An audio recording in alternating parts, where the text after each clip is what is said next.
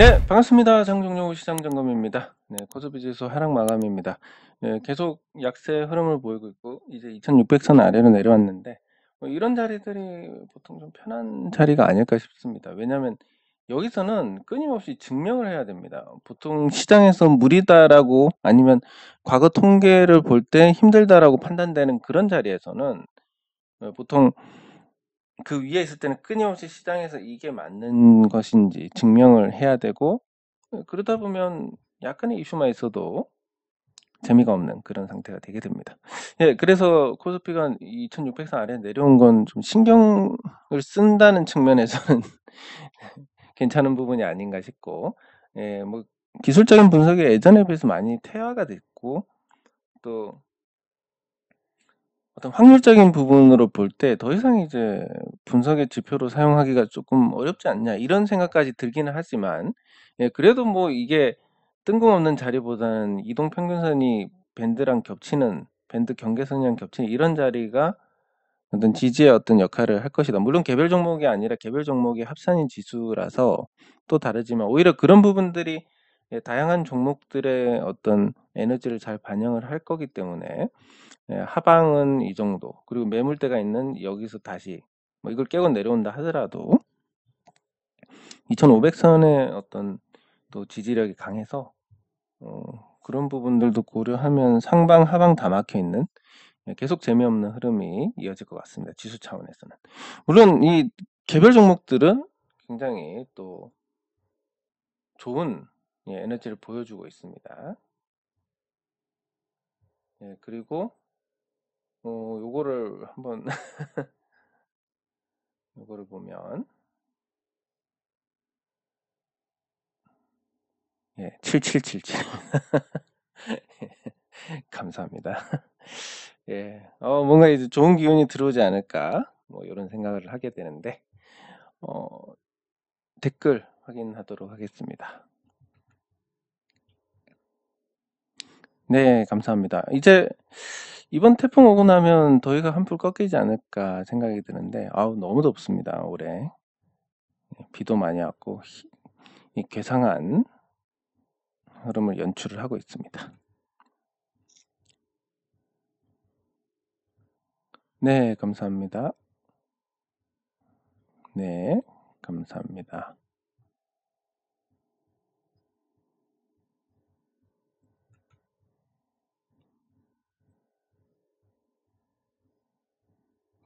예, 감사합니다. 요즘 이제 제가 이제 그 작년 3월부터 그 작년 3월이 되기 전에는 이제 주식으로 돈도 벌고 해서 회계 직원을 썼다가 또 그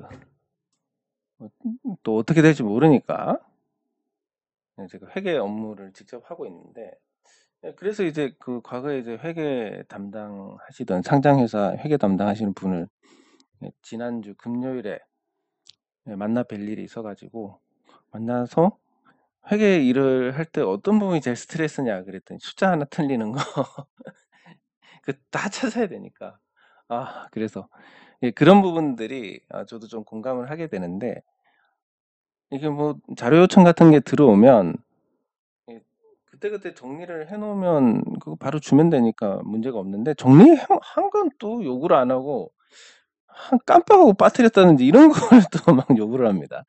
예, 그럼 그거 찾는다고 또 하루 다 날립니다 보면.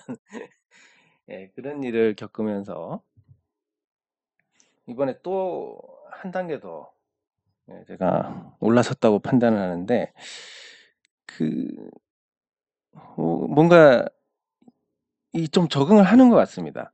예전에는 어떤 상태였냐면 이 일을 처리를 하고 나서 그다음 일을 가고 그다음 일 처리하고 나서 그다음 일 뭐 이렇게 갔다면 이제 하루에 집중할 수 있는 시간이 한계가 있으니까 그리고 또 한 업무만 너무 집중하면 재미가 없으니까 요만큼 했다가 요거 요만큼 했다가 요거 요만큼 했다가 요거 요만큼 했다가 다시 이거 이만큼 했다가 기분 나니까 이만큼 또 이거 했다가 요게 가능해졌습니다. 예. 또 한편으로 보면 이제 그 나이가 여성 호르몬이 조금씩 나오기 시작하는 예 그런 나이라서 이제 조금 '다양하게 이런 게 접근이 되나?' 그런 생각도 드는데 어쨌든 이러면서 또 업무의 소화가 또 한층 높아지고 그 어제하고 그제하고 조금 무리를 해 가지고 이 적체된 일도 좀 처리하고 예 그랬더니 예 '아 진짜 도저히 안 돼서 사람을 써야 되나.' 이런 생각에서 또 이겨냈습니다. 예. 근데 제가 이렇게 이겨낸다라는 그런 쪽으로 노력을 하는 이유가 그 우리 태양광도 보시면 아시겠지만 뭐 남들처럼 하면 이런 시스템으로 운영이 안 됩니다. 그러니까 뭐 근데 잘 아시겠지만 회비를 받아도 회비를 받을 만큼의 지금은 제가 되게 편하게 일을 하고 있습니다. 왜냐하면 돈을 안 받으니까 안 받는 거에 대해서 제가 하고 싶으면 하고 안 하고 싶으면 안 하고 뭐 이 퀄리티를 돈과 대비해서는 좋은 퀄리티를 제공을 하고 있다 이런 걸로 예 위안을 삼을 수가 있는데 만약에 돈을 받게 되면 이게 그때부터는 이제 재미로 일하는 게 아니라 프로가 돼야 됩니다. 돈을 보고 일해야 되는데 아 그러기에는 좀 부담이 크고 차라리 혼자 하면서 이 시스템으로 가는 게 낫겠다. 그게 여러분들께도 가장 도움이 될 겁니다. 왜냐면 아주 큰 실수는 안 나오니까 이게 쪼금 늦어지고 뭐 답이 들어가면 한참 있다가 답이 나오고 뭐 이런 짜증스러운 건 있겠지만 예 그래도 예 큰 실수는 없으니까 이대로 가는 게 여러분들 마치 이 식당으로 치자면 예 셀프로 음식 가져와야 되고 셀프로 드시고 셀프로 설거지하고 가시는 이런 시스템이라고 보시면 됩니다. 대신에 싸다.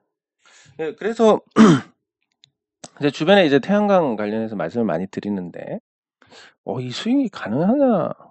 가능합니다. 왜냐하면 저도 그냥 일합니다. 이 태양광에서 제가 일하는 부분을 떼오는 게 없습니다. 원래 하던 그대로 해서 하고 그리고 저만 하는 게 아니라 우리 그 예전부터 이 일 도와주시는 분들이 또 무료로 봉사를 하시고 그래서 이 시스템이 누수 없이 돌아가는 근데 뭐 제가 예전에도 말씀드렸지만 뭐 어떤 태양광 주민 참여형 태양광을 한다. 그럼 여기 한 6명 정도 이사가 들어가 있습니다.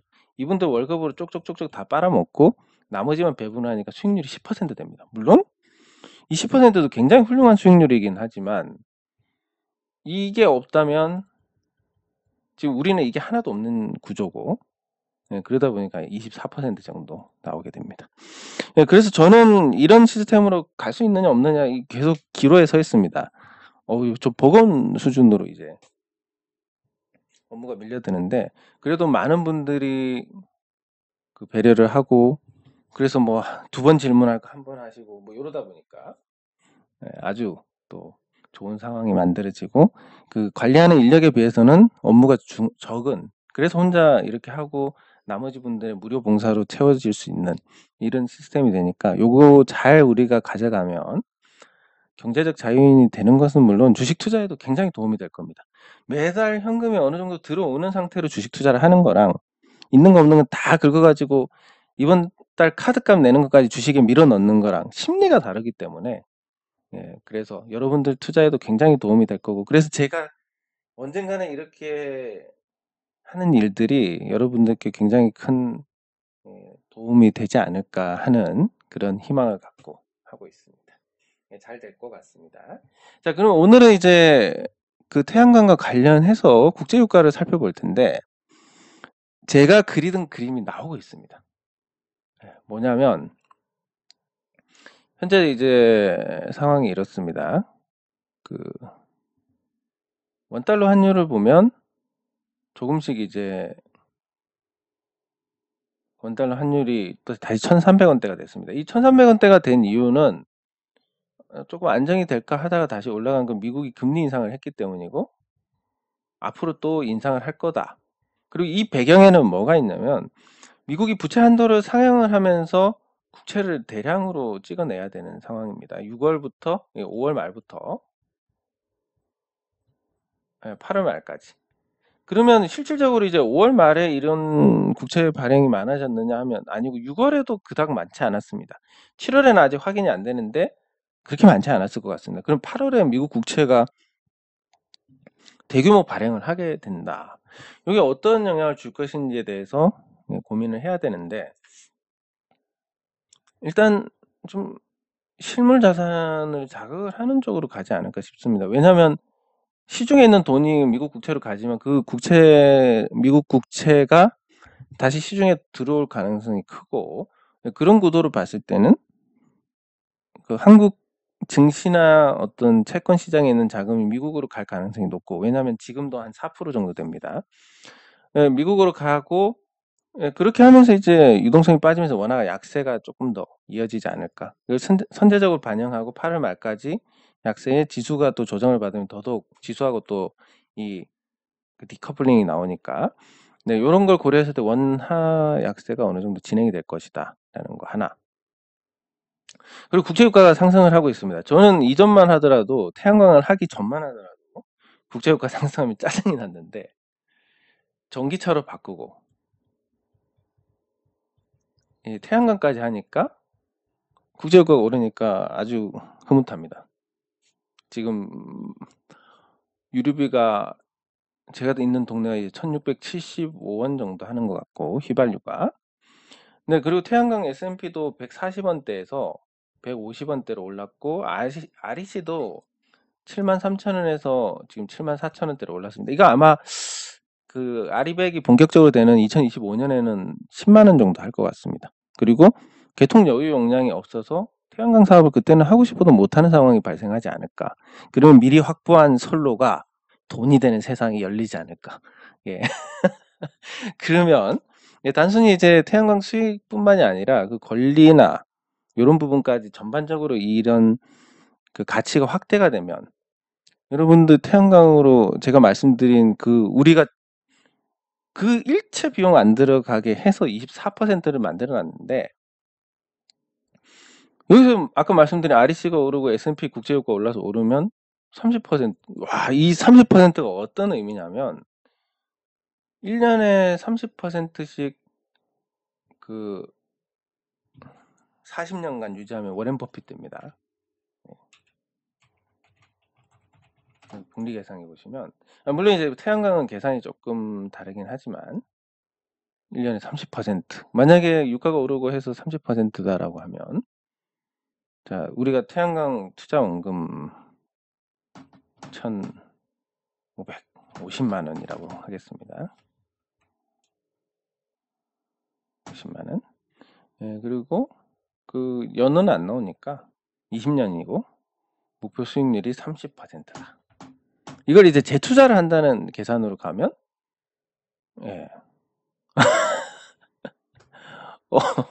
어마어마한 금액이 나옵니다. 예. 1,550만 원이 29억이 됩니다. 영은 30%만 하더라도.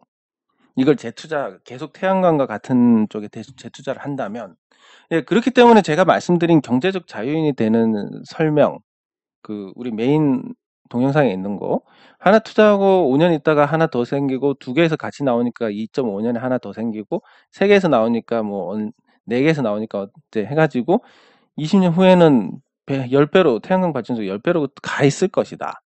10배로 가면 처음 초기 투자비에 비해서 엄청난 건데, 여기 복리 계산기로 설명이 되는 부분입니다. 네, 그래서 요거 과연 주식 투자로 우리가 이거를 할 수 있냐라고 하면, 제가 아마 노력으로만 치면 전국에서 손꼽힐 정도가 아닐까. 이론부터 해가지고 시도 등등, 그리고 실제로 맛을 봤고, 또 짜릿한 수익의 맛을 봤고, 그거를 다 복기를 해봐도 항상 제가 생각하는 가정보다 못 미칩니다. 예를 들면, 제가 군대 가기 전에 삼성전자를 안 사고 현대미포조선을 샀다면, 아니면 2008년에 삼성전자 그냥 계속 갖고 있었을 거, 2008년 이후까지. 아니면 증권주 샀을 때 잘 대응했다면. 근데 그것도 아니면 지금 같은 경우도 EV 첨단 소재 그냥 주식수 계속 유지했으면 모든 경우가 지금보다 훨씬 낫습니다. 예, 그래서 최상의 우리가 경우를 선택할 수 없다는 점에서 이런 태양광 같이 어느 정도 예측 가능한 부분, 그리고 개인적으로 했을 때는 굉장히 애로사항이 많을 것이지만, 아파트처럼 관리를 해주는 이런 시스템 안에서는 여러분들께서 경제적 자유인이 되는 것은 시간 문제다.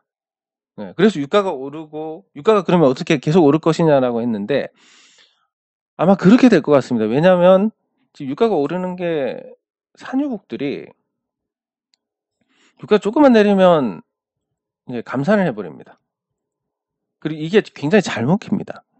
왜 잘 먹히냐면 예전처럼 배신을 안 합니다. 배신해가지고 어떻게 됐는지를 잘 알고 있으니까. 그리고 또 하나가 이 산유국에서 러시아가 빠졌는데 러시아 석유를 지금 인도하고 중국이 아주 헐값에 가져가고 있습니다.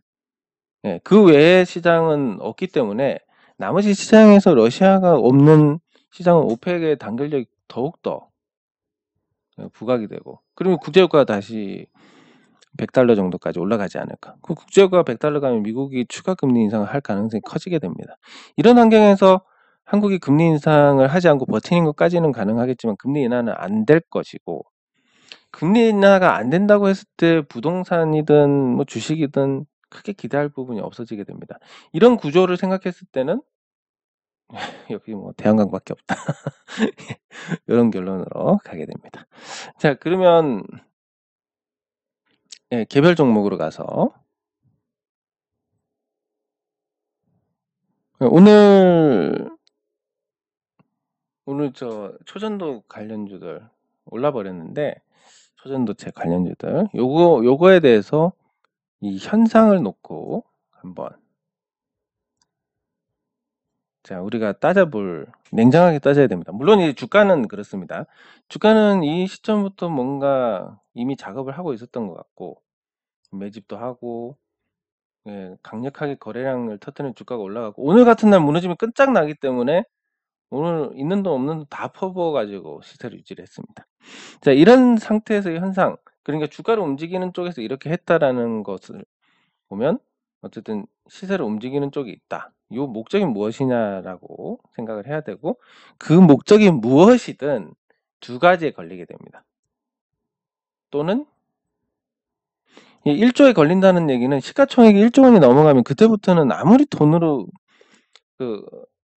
뭐 속된 표현으로 돈지랄 해도 올리는 게 쉽지가 않습니다. 시가총액 1조가 넘어가면 혹은 저점에서 한 10배 정도 올라가면 힘을 못 쓰는 경우가 대부분입니다. 예, 그런 현상이 하나가 있고 또 하나가 뭐냐면 과연 초전도체로 돈을 벌 수 있을 것이냐 라는 부분인데 지금 중국에서 벌써 뭐 따가고 그게 어떤 반자성이라는 것이지 초전도체라고 보기는 어려운 부분이 많고 그냥 우연히 이제 반자성의 물질이 나왔다. 물론 그게 기존 제품보다 개선된 성능을 발휘할 수는 있겠지만 지금 그 레시피대로 한다면 엄청 비용이 아마 금보다 몇십 배는 더 높아질 것 같습니다.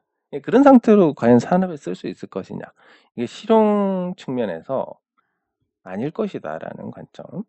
그러면 이 현상으로 봤을 때 시세를 움직이는 쪽은 이미 지금 저점 대비해서 한 7배 정도 갔으니까 한계에 가까워지고 있고 오늘 같은 날은 무너지게 놔뒀으면 다시는 수습이 안 되는 상황이다 보니까 있는 돈 없는 돈 다 퍼부어가지고 유지를 한 것 같고 그리고 초전도체의 실용성은 없다라고 단정을 지을 수가 있습니다. 그러면 이 연구소가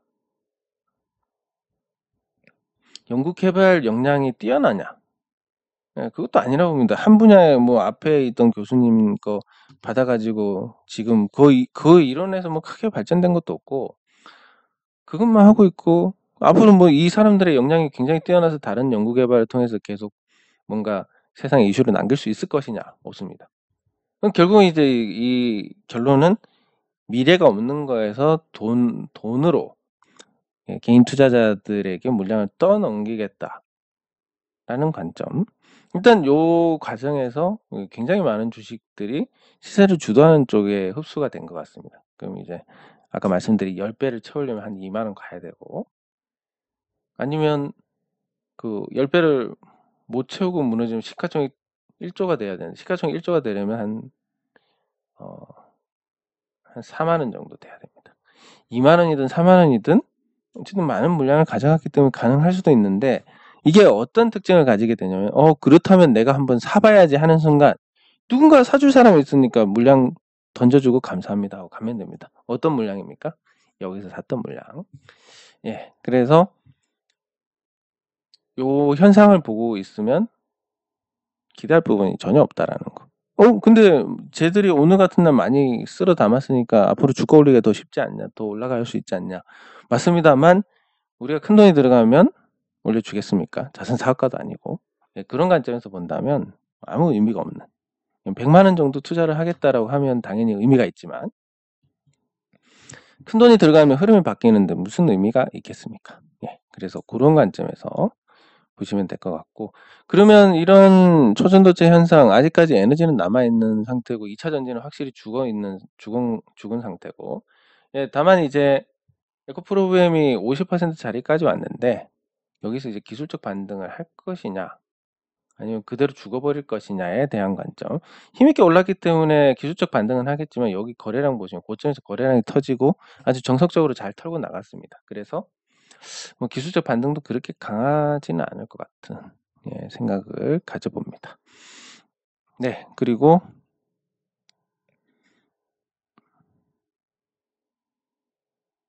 그 포스코홀딩스, 예, 포스코홀딩스도 지금 이제 시세가 꺾이고 있는데 시장 관심이 2차 전지에서 초전도체로 옮겨간 건 맞습니다. 그리고 그 에너지가 굉장히 불을 뿜는 것은 코인 쪽 자금들이 유입이 되면서, 예, 과거의 활력을 어느 정도 코스닥이 찾은 게 아닌가, 이렇게 볼 수 있는데, 예, 우리 같은 개인 투자자들에게는 좋은 겁니다. 왜냐하면 이런 핫한 자금들이 많이 들어와서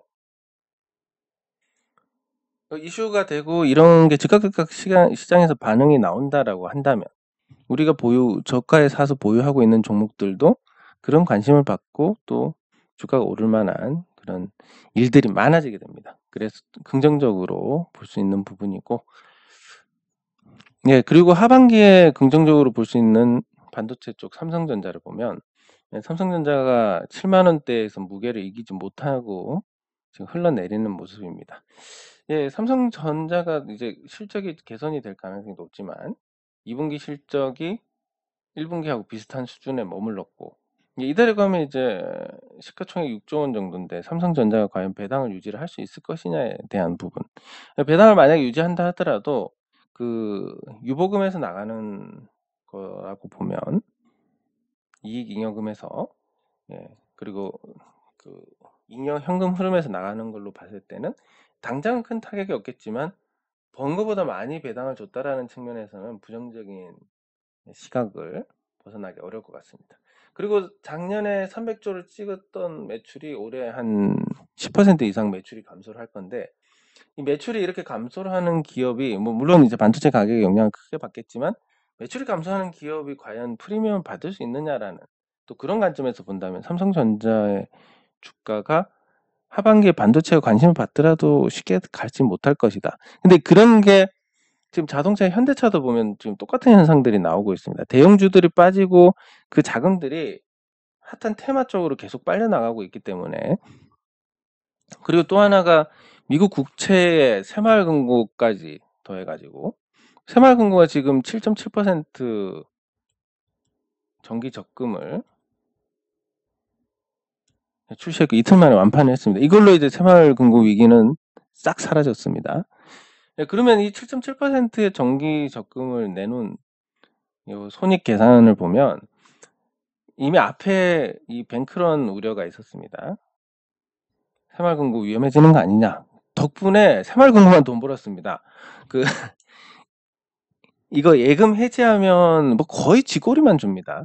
제가 알기로는 한 0.25% 정도 줍니다. 뭐 4%짜리 적금이라 하더라도 만기 전에 해약하면 보통 예금 이자 정도밖에 안 주는데 뱅크런 우려로 많은 자금들이 빠져나가면서 그 이자를 한 3~4% 줘야 될 이자를 0.25%로 마무리 지었습니다. 새마을금고는.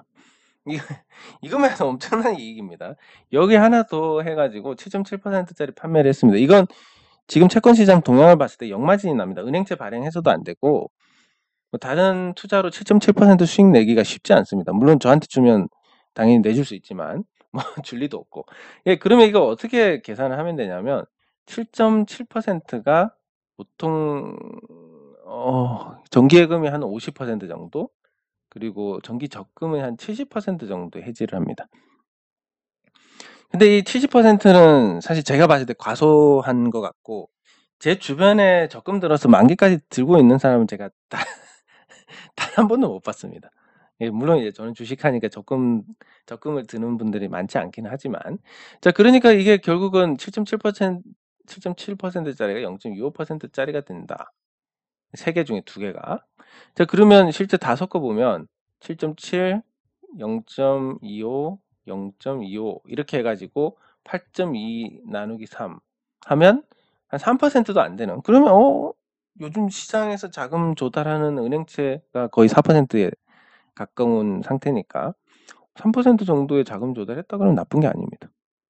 네, 이렇게 해서 시장에서 자금이 빨려 나가니까 대형주들이 부진할 수밖에 없고.